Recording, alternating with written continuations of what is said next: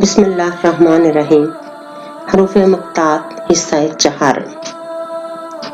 حروف مقطعات کے اس حصہ چہارم میں ہم 4 حرفی اور 5 حرفی حروف مقطعات کو بیان کریں گے۔ 4 حرفی حروف مقطعات۔ 4 حرفی حروف مقطعات کی تعداد 2 ہے۔ الف لام میم صاد اور الف لام میم را۔ الف لام میم صاد یہ ایک ہی دفعہ استعمال ہوئے ہیں، مکمل آیت کی صورت میں استعمال ہوئے ہیں اور سورہ اعراف میں استعمال ہوئے ہیں۔ سورۃ اعراف کا آغاز ہم دیکھتے ہیں کہ الف لام میم صاد سے ہوتا ہے۔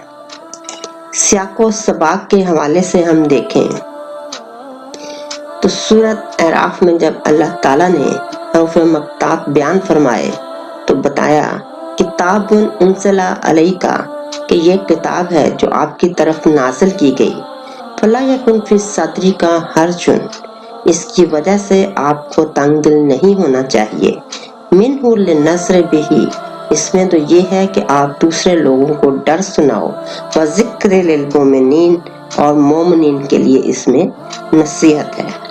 اس سے اگلی ہی آیت میں بتایا گیا ہے اتبعوا ما انزل علیکم، کہ پیروی کرو اس کی جو تم پر نازل کیا گیا، من ربکم، آپ کے رب کی طرف سے، ولا تتبعوا من دون اولیاء، اور اللہ کے سوا کسی کے رفیق کی پیروی نہ کرو، قلیلا ما تذکرون، لیکن بہت کم لوگ یہ نصیحت قبول کرتے ہیں۔ دیکھتے ہیں کہ سورۃ اعراف مکی سورت ہے اور اس آیت مبارکہ میں جو کہ حروف مقطعات کے بعد آئی ہے، اللہ تعالیٰ نے ذکر کیا ہے کتاب کا، پھر ذکر ہے اس کے نزول کا، اور یہ بھی بتا دیا کہ اس کی وجہ سے دلوں کو تنگ نہیں ہونا چاہیے۔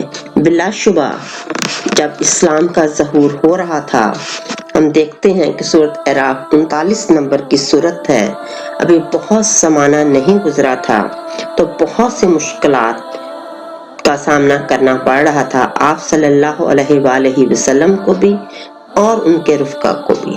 تو اللہ تعالیٰ نے یہاں فرما دیا کہ جو کتاب آپ کی طرف نازل فرمائی گئی ہے، اس کی وجہ سے آپ کے دل میں کسی قسم کی تنگی نہیں ہونی چاہیے، اور یہی وہ مضمون ہے جو ہمیں اس سے پہلے سورۃ طٰہٰ میں نظر آیا تھا۔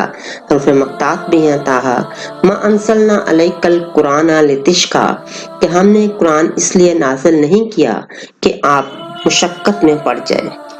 اللہ تعالیٰ نے یہ بھی فرمایا کہ اس میں تو یہ ہے غرض کہ لتنذر بہ وذکر للمؤمنین، کہ لوگوں کو متنبہ کیا جائے، اللہ کی ناراضگی سے روکا جائے، اور مومنین کے لیے اس میں نصیحت ہے۔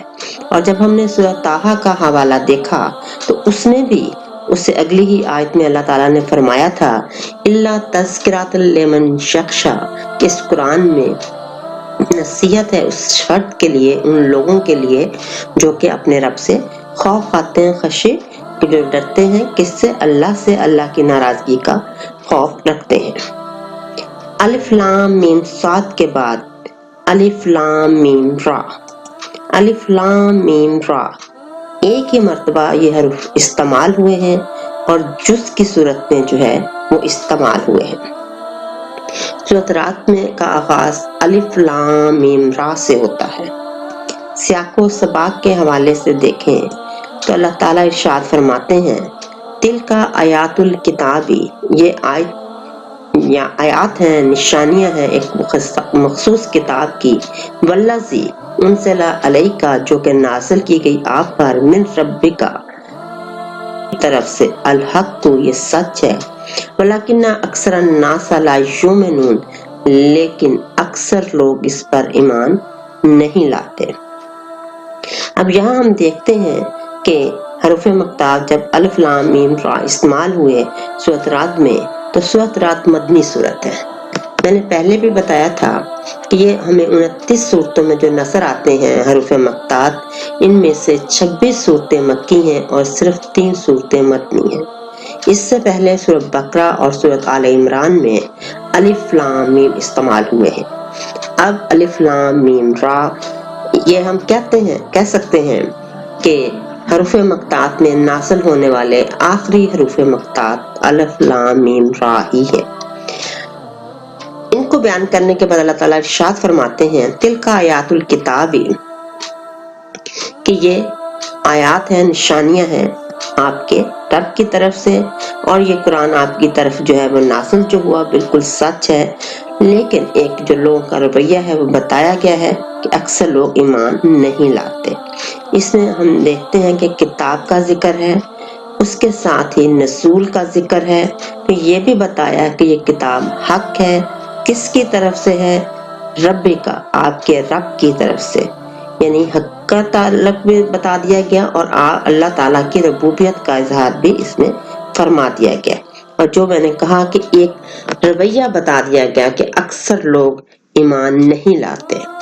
اب یہ متنی صورت ہے، اس کا ہم دیکھتے ہیں کہ نمبر جو ہے ہمارے پاس نزول کے اعتبار سے 96 ہے۔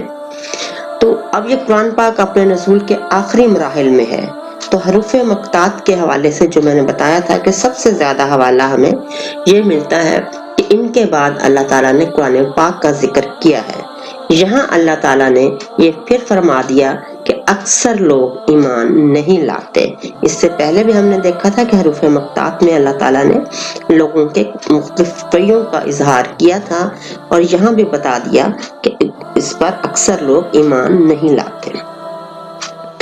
ان 4 حرفی حروف مقطعات کے بعد ہم دیکھتے ہیں 5 حرفی حروف ایک ہی ہیں، کاف ہا شا عین صاد، یعنی 5 حروف پر مشتمل یہ حروف مقطعات ہیں۔ یہ ایک ہی دفعہ استعمال ہوئے ہیں، مکمل آیت کی صورت میں استعمال ہوئے ہیں اور سورہ مریم میں استعمال ہوئے ہیں۔ سیاق و سباق کے حوالے سے اگر ہم دیکھتے ہیں تو یہاں پھر ذکر جو ہے ہمیں حضرت زکریا علیہ السلام کا ملتا ہے۔ یہ میں نے کہا تھا کہ 26 مرتبہ ذکر قرآن پاک کا ہے، اور یہ چند جو میں نے کہا اس سے پہلے کہا تھا کہ فتح روم کی اس میں جو ہے وہ خوشخبری تھی، اصول آزمائش ہم نے دیکھا، اسماء حسنہ دیکھے، اللہ تعالیٰ کی صفات دیکھی، اور اب ایک جو ہے وہ یہ حوالہ بھی ہے کہ یہاں حضرت زکریا علیہ السلام کا ذکر ہے، اور اس کے بعد جو ہے ان کی وہ دعا ہے جس میں انہوں نے اپنے لیے وارث کی دعا کی، اللہ تعالیٰ نے ان کی دعا کو قبول فرمایا۔ اس کے باوجود کہ ان کی عمر بہت زیادہ تھی، وہ خود بھی شک و شبہ میں مبتلا ہوئے کہ ایسا کیسے ہو سکتا ہے، تو اللہ تعالیٰ نے نہ صرف انہیں بیٹے کی خوشخبری دی، اس کا نام بھی بتایا اور اس کی صفات بھی بیان فرمائی۔ اسی سورہ مریم میں آگے چل کر ہم دیکھتے ہیں کہ اللہ تعالیٰ فرماتے ہیں وَاذْكُرُوا فِي الْكِتَابِ مریم، اے نبی اس کتاب سے مریم کا حال بھی بیان کر دو جب وہ اپنے گھر والوں سے الگ شرقی جانب مکان میں ایک گوشہ نشین ہو کے، یعنی مکان کے گوشے میں جا کر بیٹھ گئے۔ اب یہاں ذکر کتاب کا بھی ہے، اور اس کے بعد جو سارا واقعہ بیان فرمایا گیا ہے وہ حضرت عیسیٰ علیہ السلام کی پیدائش کا ہے۔ تو گویا ہم یہ کہہ سکتے ہیں کہ جب حروف مقطعات کاف ہا شا عین صاد کا ذکر ہوا، استعمال ہوئے، تو 2 انبیاء کی پیدائش کا ذکر بھی آیا، ایک حضرت یحییٰ علیہ السلام کی اور ایک حضرت عیسیٰ علیہ السلام کی۔ دونوں کی پیدائش اپنے لحاظ سے بہت بڑے معجزے تھے۔ حضرت یحییٰ کے حوالے سے حضرت زکریا علیہ السلام کی عمر بھی زیادہ تھی اور ان کی بیوی بھی بانجھ ہو چکی تھی، اور حضرت عیسیٰ کی پیدائش تو اس لحاظ سے اہم ہے کہ وہ بغیر باپ کے پیدا ہوئے، اور یہاں اس نظریے کی بھی جو ہے وہ رد کرنا تھا کہ خدا نخواستہ وہ اللہ کے بیٹے ہیں۔ تو دونوں عظیم معجزے جو ہے وہ بیان فرمائے گئے، ثابت یہ کرنا تھا، اللہ تعالیٰ کو بتانا یہ مقصود تھا کہ اللہ ہی خالق ہے اور وہ جس طرح چاہے جس بھی چیز کو تخلیق کر سکتا ہے۔ تو حروف مقطعات کے حوالے سے جو ہم دیکھتے ہیں کہ جب استعمال ہوئے تو بہت ہی، ویسے تو سارا قرآن پاک ہی اہم ہے، کہ کسی ایسے واقعے کی طرف لوگوں کی توجہ مبذول کروانی تھی جس کے لیے لوگوں پر ایمان لانا مشکل تھا، تو یہاں پر ان معجزات کو بیان کرنے سے پہلے اللہ تعالیٰ نے حروف مقطعات استعمال کیے۔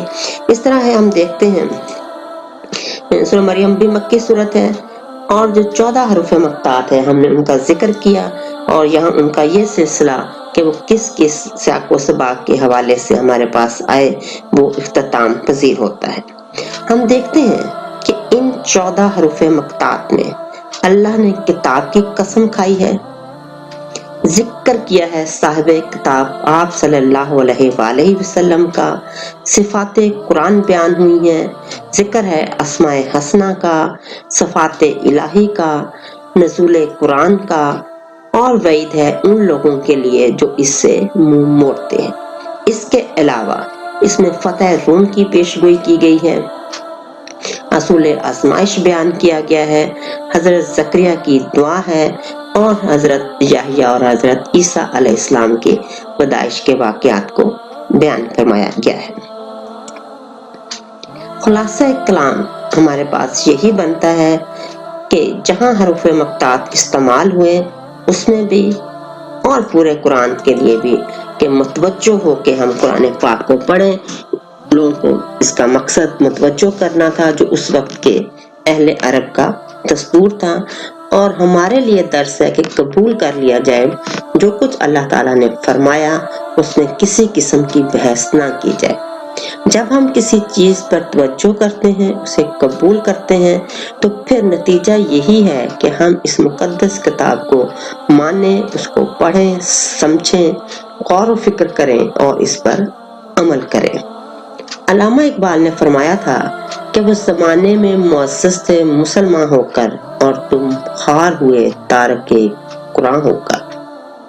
تو اب ہم نے یہ دیکھنا ہے کہ ہم نے وہی عظمت حاصل کرنی ہے جو قرآن پر عمل کر کے تھی، اور عمل تبھی ہوگا جب اس کی طرف توجہ دیں گے، اس کو قبول کریں گے۔ اللہ کی کتاب بے جا سوال و جواب نہیں ہوں گے، اور ہم اس پر پوری طرح عمل کریں گے۔ اپنا تجزیہ نفس کرتے ہیں کہ جب ہم قرآن پڑھتے ہیں تو کیا ہم اس کی طرف متوجہ بھی ہوتے ہیں؟ جو کچھ قرآن میں کہا گیا ہے اس کو سمجھتے بھی ہیں کہ نہیں؟ توجہ ہونے سے کیا مراد ہوتی ہے؟ ایک چھوٹی سی مثال آپ کو دوں کہ ہم جا رہے ہوتے ہیں، ہم کسی جگہ بیٹھے ہوتے ہیں، بہت سی چیزیں ہماری نظروں کے سامنے ہوتی ہیں اور ہمارے کانوں سے ٹکرا رہی ہوتی ہیں، لیکن ہم ان کو نہ سنتے ہیں نہ ان کو دیکھتے ہیں۔ کیوں؟ ہماری توجہ نہیں ہوتی۔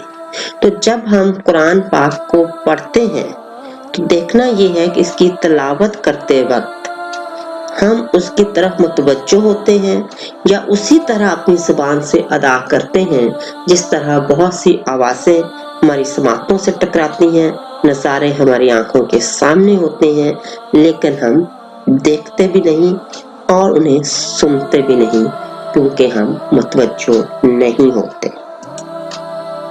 ہم قرآن کو ویسے ہی کتاب سمجھتے ہیں جیسے اللہ نے فرمایا ہے۔ قرآن کے بارے میں اللہ تعالیٰ نے ہم دیکھتے ہیں ایک دفعہ پھر کہ حروف مقطعات کے حوالے سے کیا کچھ کہا ہے۔ حروف مقطعات کے حوالے سے اللہ تعالیٰ نے قرآن کا ذکر ام الکتاب میں ہے کہ یہ لوح کتاب محفوظ ہے، اس کو کتاب الحکیم کہا گیا ہے، ذکر ہے یہ کتاب فصلت ہے، کتاب مبین ہے، قرآن مجید ہے، قرآن بالحق ہے، بشیر بنذیر ہے، ایسی کتاب ہے لا ریب فی ہدی للمتقین، یہ ہدن و رحمت للمحسنین ہے، ہدن و بشرا للمومنین ہے، لتخرج الناس من ظلمات الی نور، تاکہ لوگوں کو تاریکی سے نکالے روشنی کی طرف لے کے آئے، اور کتاب حکمت کے ہر چیز محکم کر دی گئی ہے، اس کا حکم کسی اور کی وجہ سے اب بدلنے والا نہیں ہے۔ اور سب سے اہم جو اللہ تعالیٰ نے اس کے نزول کو شرح بخشا حروف مقطعات کے حوالے سے فرمایا کہ انزلناہ فی لیلۃ مبارکہ، کہ ہم نے اسے لیلۃ المبارکہ میں نازل فرمایا۔ سورۃ قدر میں بھی ہے کہ انا انزلناہ فی لیلۃ القدر، یہاں میں نے اس آیت کا حوالہ دیا ہے جو ہم نے پہلے بھی دیکھی کہ حروف مقطعات کے حوالے سے آئی ہے۔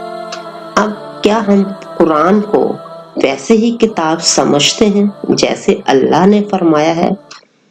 اور اگر ہم سمجھتے ہیں تو پھر دیکھیں کہ کیا ہم قرآن کو ہی ہدایت مانتے ہیں؟ کہیں ایسا تو نہیں ہے کہ اپنی رہنمائی کے لیے ہم ہدایت کہیں اور سے لینے کی کوشش کرتے ہیں، کسی اور کے بنائے ہوئے اصول، قواعد اور ضوابط کو مانتے ہیں، کسی اور کے آئین کو مانتے ہیں، یا ہمارے لیے ہدایت کا واحد سر چشمہ قرآن ہی ہے؟ کیا ہم ان بشارتوں کو حاصل کرنے کی کوشش کرتے ہیں جن کا ذکر اس کتاب بالحق میں آیا ہے، یا صرف لوگوں کو بتانے کے لیے، اس کے حوالے دینے کے لیے، قرآن کی فضیلت بیان کرنے کے لیے؟ کیا ہم صرف بشارتوں کو پڑھتے اور پڑھاتے ہی رہے ہیں، یا ہم نے ان بشارتوں کو حاصل کرنے کی کوشش کی ہے؟ اور بشارتوں کے ساتھ ہی کیا ان برے نتائج سے بچنے کی کوشش کرتے ہیں جن کا ذکر اس کتاب بالحق میں آیا ہے؟ برے اعمال کا اگر برا انجام ہے جو اس کتاب بالحق میں بتایا گیا ہے، تو کیا ہم برے اعمال سے بچتے ہیں، یا ہم صرف ان برے اعمال کو اور برے نتائج کو صرف اور صرف دوسرے لوگوں کو ڈرانے کے لیے استعمال کرتے ہیں؟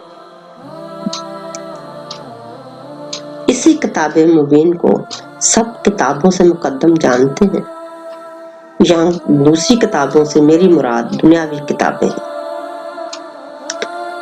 خالق نے اس کتاب کو تخلیق کیا اور تمام اصول، قواعد اور ضوابط بتا دیے۔ جو کچھ اس کتاب میں ہے وہی حق ہے۔ اگر دنیاوی علم ابھی تک اس کتاب کی حقانیت کو نہیں سمجھ سکے تو ان دنیاوی علوم کو جو ہے وہ ریوائز ہونا چاہیے۔ یہ تو کتاب حق ہے، ہم اسی کو حق مانتے ہیں، مقدم مانتے ہیں، جو اصول اور قواعد جہاں واضح کیے گئے۔ کہیں ایسا تو نہیں ہے کہ ہم کہتے ہیں کہ ٹھیک ہے جو قرآن نے کہا وہ ایک طرف، ہمارا قانون یہ کہتا ہے، ہمارا علم یہ کہتا ہے، ہماری رائے یہ ہے، ہمارا خیال یہ ہے، یا کسی دوسرے ملک یا قوم کے بنائے ہوئے اصول اور قوانین کا حوالہ دیتے ہیں کہ یہاں فی الحال ہم قرآن کو ایک طرف رکھتے ہیں اور ان اصولوں کو، قواعد کو، ضوابط کو یا آئین کو مانتے ہیں۔ قرآن ہی وہ کتاب ہے جو سب اصولوں، قواعد، ضوابط اور کتابوں سے مقدم ہے۔ سوچئے، حتمی فیصلوں کے لیے اسی کتاب محکم کے حوالے اور حکم کو حتمی مانتے ہیں۔ ہر وہ فیصلہ جو چھوٹے سے چھوٹا اور بڑے سے بڑا ہے، ہمیں اس کا حکم تلاش کرنے کے لیے اسی کتاب کو دیکھنا ہے۔ اپنے عمل کا ہم جائزہ لیتے ہیں، رویے کا جائزہ لیتے ہیں کہ کیا ہم کسی بھی مسئلے کا حل، کسی بھی مسئلے کا فیصلہ کرتے وقت اس کتاب کی طرف رجوع کرتے ہیں، یا پھر دوسرے علوم کی طرف، دوسرے لوگوں کی طرف، دوسری اتھارٹیز کی طرف۔ تبلیغ قرآن کے حوالے سے اخلاق اور اخلاقیات کے تقاضے ملحوظ خاطر رکھتے ہیں۔